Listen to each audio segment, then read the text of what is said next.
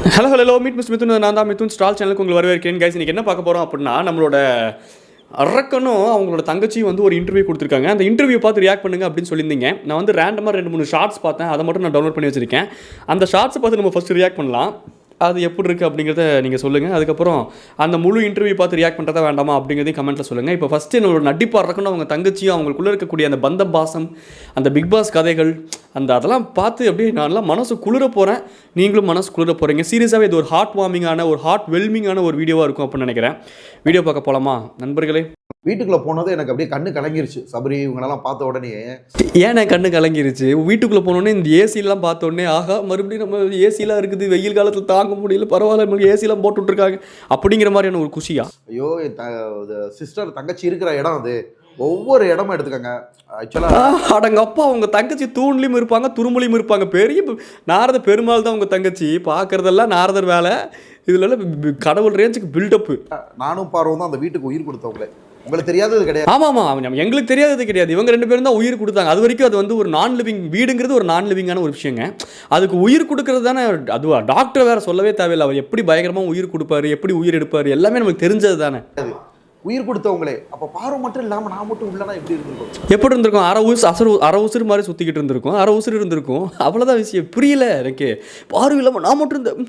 அதுதாங்க இந்த ஒரு ஹார்ட் வெல்மிங்கான வீடியோங்க. இது ஃபுல்லாக பாருங்கள். நல்லா உருகிட்டேன் அந்த ஒரு பாசத்தில். ஐயோ பார்த்து தொலைங்க.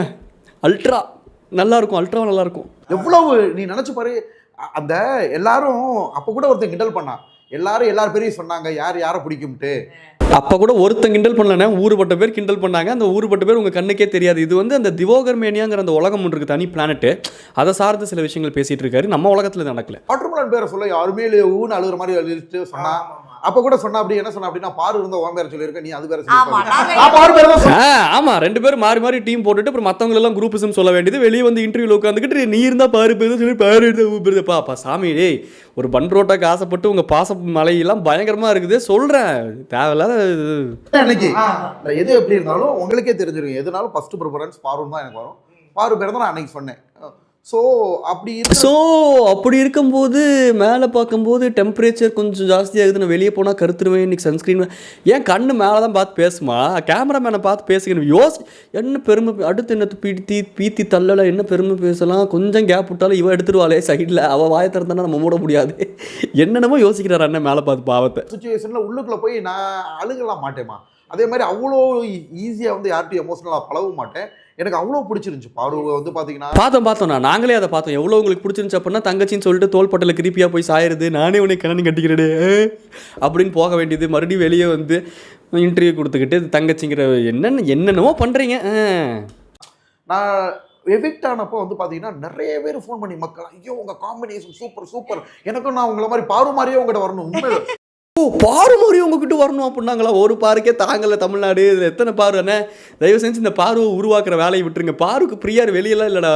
இவர் தான்டா பிரதீப் ரங்கநாதன் பாருக்கு. நான் பிக் பாஸ் வர்றதுக்கு முன்னாடியுமே பயங்கர வைரல். என்ன பண்ணாலுமே அது எதுக்குமே பாரு பார்க்குது. உள்ளுக்குள்ளேயே தான் பேசினேன், வெளியே வந்து இதான் பேசினேன். ஒருத்தன் வைரல் ஆகிட்டேங்கிறத சொல்லியே வைரல் ஆனது இப்போ தான் பார்க்குறேன் உனைய அப்படின்ட்டு எல்லாத்தையும் மனசுக்குள்ளே வச்சு குமுற கேட்டு வெளியே ஒன்றும் சொல்ல முடியல பார்வதினால. கிடையாது. அதில் ஒருத்தவங்க வளர்ந்து வந்துட்டாங்கன்ற விஜய் சாரை பேசலையா, பெரிய ஆட்களை பேசலையா, அந்த மாதிரி நான் சிரிச்சுட்டு எடுத்துகிட்டு போயிட்டேன். ஆனால் ஒரே ஒரு கவலை என்னன்னா அப்படியே சிரிச்சுன்னு எடுத்துகிட்டு போயிட்டு அப்படியே ஒரே ஒரு கவலை என்னன்னா எனக்கு தாடி வளரலம்மா. 30 நாள் நான் தாடிக்கான அந்த லோஷன்லாம் போட்டேன். அப்போ கூட வளர மாட்டேங்குதுமா. என்ன மாயமோ என்ன மந்திரமோ தெரியலம்மா அப்படிங்கிற மாதிரி என்னென்ன கவலை உங்களுக்கு? அவங்களாம் கோடியில் சம்பளம் வாங்குறாங்க. இது தனுசனா பற்றி கிசு வருது, விஜய் சாரை பற்றி கிசுன்னு வருதுன்னா ஓகே. நான் இப்போ வாட்டர்மெலன் சார் பற்றி கிசு வருது ஓகே. ஆனால் ஒரு கோடியில் சம்பளம் வாங்காததான் தமிழ்நாட்டு மக்களாகிய நம்ம வந்து அவருக்கு கொடுத்த ஃபெயிலியர். நம்மளாம் வந்து ஃபெயில் ஆகிட்டோம் அந்த இடத்துல. ஒரு நல்ல ரசிகன் அவரு இன்னைக்கு கோடியில் சம்பளம் வாங்கியிருந்தாருன்னா அவர் போட்டு அடிக்கிறதுல ஒரு உரிமை இருக்குது அப்படின்னு அவர் சொல்ல வராருங்க. அவரை கலாய்க்கிறது இங்கே பிரச்சனை இல்லை. அவருக்கு கோடியில் சம்பளத்தை கொடுத்துட்டு கலாய்க்கடா, அதுதான்டா இங்கே பிரச்சனை. இப்போ தான் சினிமா கெரியரே ஆரம்பிச்சிருக்கேன். 5 படத்துல 3 படம் நெக்ஸ்ட் மந்த் ஒரு படம் ரிலீஸ் ஆகுதுப்பா. அதாவது சின்ன இப்போ நம்ம முகத்தை காமிச்சிருக்காங்க. 5வது படத்துல தான் நம்ம கேரக்டர் ரோல் பண்ணியிருக்கோம். இப்போதான் ஒன்னொன்னா வந்து சின்ன முகத்தை காமிக்கிறாங்களாண்ணே. 2-3 கேமரா ஒன்று சேர்த்து வச்சு தான் இருக்கிற ஒரு முகமே காட்டணும். அவ்வளோ அழகாக காட்டணும்ல சொல்கிறேன். அவ்வளோ ஒரு பவர்ஃபுல்லான ஒரு ஃபேஸ் அப்படின்னா அவ்வளோ அழகாக காட்டணும்ல. அதை விட்டுட்டு சின்ன சின்னதாக முகத்தை காட்டுறாங்களே, எங்கே அங்கங்கே கன்னத்தில் கொஞ்சம் ஜூம் வைங்க, அவருக்கு மூக்கு ஓட்டையில் நடுவில் அப்படியே ஜூம் வைங்க அப்படின்ட்டு. க்யூட்டாக இருந்தால் அப்புறம் அப்படிலாம் ஜூம் வைக்க தானே செய்வாங்க. பார்த்துனே மூக்கு ஓட்டையோட நிப்பாட்டிக்க சொல்லுங்கள் அவங்கள. சொல்கிறேன், உங்களோட க்யூட்டஸ் ஓவர்லோட் பண்ணிட போகிறாங்க எங்களுக்கு. King of the content, queen of the Bigg Boss. ஓகேங்களா, queen of the Bigg Boss, king of the content, queen of the Bigg Boss நாங்கள் தான். இப்போ பக்கத்துலலாம் இப்போ மற்ற பிக் பாஸ் கண்டெஸ்ட்லாம் அவன் ஷோக்கு போயிட்டு, ரியாலிட்டி ஷோக்கு போயிட்டு, அடுத்தடுத்து படத்தில் சைன் போட்டு, ஆல்பம் சாங்ஸ் பண்ணிட்டு எல்லாம் போயிட்டானுங்க. அந்த இடத்துல பேச்சை தவிர்த்து ஒன்றும் இல்லைன்னா, அண்ணன் யார் ஃபேன், அண்ணன் நான் ஃபேன்லாம் இல்லை, நான் வாஷிங் மிஷின், நான் உன்னை துவச்சி எடுக்கிறதா என் வேலையை, நான் வாஷிங் மிஷின் ஆஃப் திவாகர். போகிறப்ப 1000 இருக்கட்டும், அதாவது சின்ன பிரச்சனையே பெருசாக்குறாங்கப்பா. அப்புறம் பெரிய பிரச்சனையே சின்னதாக்குவாங்களா? பிக் பாஸ் வீடுங்கிறத இருக்கிற பிரச்சனையை ஊதி பெருசாக்கி 4 பேர் அடிச்சுக்கிட்டு மண்டையை உடைக்கிறதான கான்செப்டே. தெரிஞ்சுதானே கையெழுத்து ஓட்டு உள்ளே போனீங்க. அது மட்டும் இல்லாமல் உங்களுக்கு இன்டர்வியூலாம் எடுத்து பயங்கர கிளியராக இருக்காருங்க, கிளாரிட்டியான ஒரு மனிதர். இவர் தான் டாப் டக்கர் நம்பர் 1 ஃபஸ்ட்டு கண்டஸ்டண்டாக, அவரோட இதில் ஃபஸ்ட்டு கண்டென்ட்டாக அவர் உள்ளே அனுப்புங்கப்பா அப்படின்ட்டு சொன்னாங்கன்னா அப்புறம் அந்த ப்ரெஷர்லாம் தாங்க தான் செய்யணும். கீழே பாருங்களேன், அந்த ஃபோட்டோவை பாருங்கள், எங்கள் அண்ணன் பாருங்கள், ஒரு தங்கச்சிக்கு எவ்வளோ ஒரு காமான ஒரு மன நிம்மதியான ஒரு அழகான பார்வையில் அவ்வளோ காமான ஒரு மனிதருங்க எங்கள் அண்ணன். ஆக்சுவலாக சின்ன பிரச்சனையா இதே இது 2 பேரும் டைவர்ட் ஆயிடுச்சுங்க நூல் புரோட்டாவை பார்த்த உடனே. ரொம்ப எமோஷனலாக பேசுகிறப்ப நூல் புரோட்டா கண்ணு கலங்குற அளவுக்கு எமோஷனாக இருந்துச்சு. ஆமாம் கண்ணு அண்ணன் பாசம் பார்வதி செஞ்சோற்று கடன் தீர்த்து புரோட்டா சோறு நெய் சோறு பசஞ்சு வச்சு பஞ்சத்தில் சினி உலகம் வீழ்ந்துச்சடா கர்ணா. பெரிய யார் நூல் புரோட்டாவை பார்த்தோன்னே சிரிப்பு வருது. யார் சாமி ஒரு ஜோக்குன்னு நினச்சி சிரிப்பு அப்படியே. ஐயோ இதுதான்டா அண்ணனுக்கு வாஷிங் மிஷினில் இருக்க வைக்கிறது.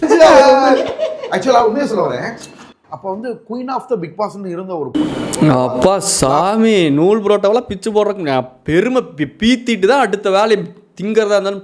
ஆனால் கான்சன்ட்ரேஷன் தாங்க பாருங்க, இன்னும் குயினு கிங்க விடல இவரு வர்றப்ப பாருன்னு வந்து பேசுறீங்க. சரிங்க, ஆக்சுவலாக அது வந்து ஒரு பெரிய மேட்டர் கிடையாது, நான் டீப்பாக பேச முடியாது. சின்ன விஷயங்கள் சின்ன அட்ஜஸ்ட்மெண்ட் தான். என்னென்ன டீப்பாக பேச முடியாதுங்கிறீங்க, அதான் அட்ஜஸ்ட்மெண்ட்டுங்கிறீங்க. அதை அட்ஜஸ்ட் பண்ணி என்ன புரியவே, இதே டீப்பாக பேசிட்டீங்களே நீங்கள்.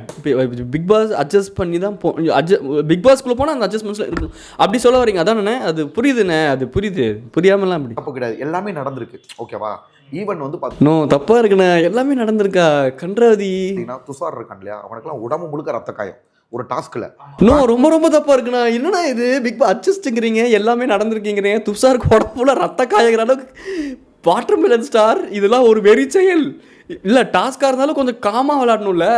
கீழே எப்படி அந்த ஒரு பிக்சரில் எவ்வளோ காமாக அழகாக பார்க்குறீங்க அவங்கள, காமா அந்த மாதிரி காமாக இருக்கக்கூடிய ஒரு ஆள் நீங்கள். என்னங்க நீங்கள் அவனுக்கு வந்து பார்த்தீங்கன்னா ஒரு தொப்பின்னு ஒரு டாஸ்க்கு, அப்போ அவன் வந்து அதை பெருசாக எடுத்துக்கல, அவனே தான் மறந்து போட்டான். துஷார் சொல்லும் போது கூட துஷார் அப்படின்னு கானா வேணும்னே அவன் வருது. யாரை துஷாரை தான் சொல்கிறாரா? அவனே தான் போய்கிட்டான். எங்களுக்கு இது நடக்கிறது சகஜம், அதுக்காக இதை பெருசு பண்ணியிருக்க வேணாமே.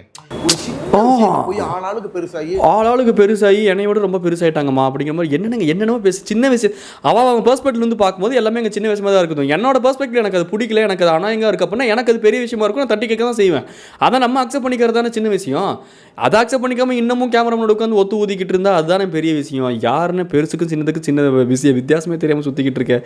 வித்தியாசமான வினோதமான ஆள்னே நீ டாடா பை பை சொல்லி கிளம்புதில் அவங்க மீட் மிஸ்டர் மிதுன். நம்ம வாட்டர்மேலன் ஸ்டாரை அடுத்தடுத்து நிறையா இப்போ ரீசெண்டாக ஒரு படம் ஒன்று வந்திருக்கு. அந்த படத்தை வச்சு இப்போ அடுத்து ஒரு 15 வீடியோ போடுவார். நம்ம ஒரு 25 வீடியோ போட்டு விட்ற வேண்டியது தான். அவ்வளோதான், கூட்டி கழிச்சுப்பார் கணக்கு தெரியும். டாடா பை பை சொல்லி கிளம்புது அவங்க மீட் மிஸ்டர் மிதுன். இந்த மாதிரி கொஞ்சம் ஃபனியான வீடியோஸை பார்க்கணும் அப்படின்னா சப்ஸ்கிரைப் பண்ணிக்கோங்க, சப்போர்ட் பண்ணுங்கள். டாடா பாய் டாட்டா.